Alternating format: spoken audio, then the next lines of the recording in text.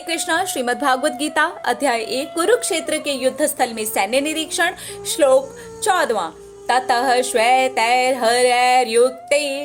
महति स्यन्दने स्थितो माधवः पाण्डवश्चैव दिव्यो शंखो प्रदद्मतुः। उस तरफ की बात तो हमने सुन ली, वहां तो शंख भी बज चुका। कहां पर?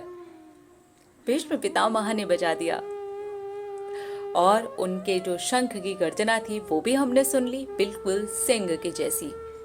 अब जो ये श्लोक है, ये श्लोक कहता है, अरे सामने वाली टीम में भी तो देखो, जहां पर अर्जुन है, कृष्ण है। अब जब ये मिल करके शंख बजाते हैं तो ये जो ध्वनि है ये भी युद्ध के लिए हो रही है, लेकिन इसे दिव्य ध्वनि कहा गया है। अर्जुन और कृष्ण मिल करके जब शंख बजाते हैं, यहाँ पर भी आहा ध्वनि तो होती है, आवाज तो होती है, लेकिन वो दिव्य ध्वनि होती है। अब जब यहाँ पर भी शंख युद्ध के लिए ही बजे हैं, वहां पर भी शंख युद्ध के लिए ही बजा है, तो फिर ध्वनि में इतना अंतर क्यों? भावनाओं का अंतर। जब भी हमारी लड़ाई होती है तो उसमें भावनाएं बहुत बड़ा रोल अदा करती हैं। अर्जुन लड़ना नहीं चाहता था, अर्जुन कहता रहा कि मैं लड़ना नहीं चाहता हूँ। उसने अपने परम प्रिय मित्र को भी कहा, श्री कृष्ण को कहा, मैं लड़ना नहीं चाहता हूँ, वो सभी मेरे हैं, मैं लड़ना नहीं चाहता हूँ, बहुत लोग मारे जाएंगे, मैं मारना नहीं चाहता हूँ, मैं मार काट नहीं चाहता हूँ, मैं नहीं चाहता हूँ।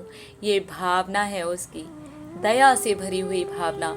सामने वाली टीम के अंदर ऐसा कोई भी नहीं था जो लड़ना नहीं चाहता हो, जिसके अंदर ये भावना हो कि पता नहीं कितने लोग मारे जाएंगे, पता नहीं कितने लोगों के घर बर्बाद होंगे, पता नहीं कितने लोग किस किस कष्ट से निकलेंगे, पता नहीं मेरे हाथों कितने लोग मरेंगे, मैं मारना नहीं चाहता हूँ।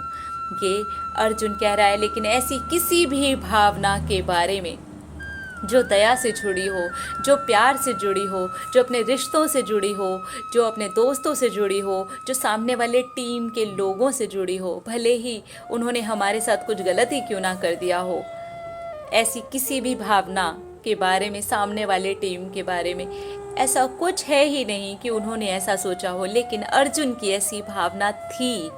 तो ये जब भावना, अब युद्ध तो शुरू हो ही चुका है, चाहे यहाँ से चाहे वहाँ से, ध्वनि तो दोनों तरफ से बज ही चुकी है, चाहे यहाँ से चाहे वहाँ से, पर ये भावनाओं की ध्वनि है, भावनाओं की ध्वनि जो शंख के रूप में अब सुनाई दे रही है।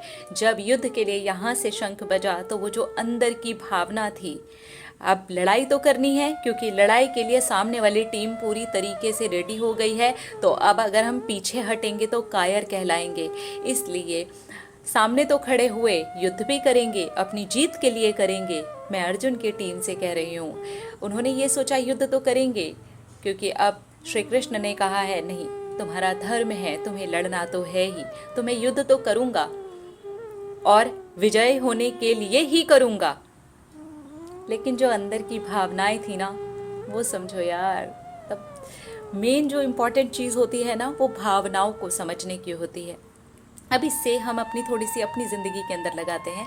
जब हमारा खुद से भी युद्ध होता है, या परिवार में युद्ध होता है, या दोस्तों में युद्ध होता है, तो हमें ये देखना होगा कि हमारी भावनाएं कैसी हैं, क्योंकि भावनाओं की ध्वनि निकलती है तो सुनाई देती है, या तो दिव्य ध्वनि के रूप में।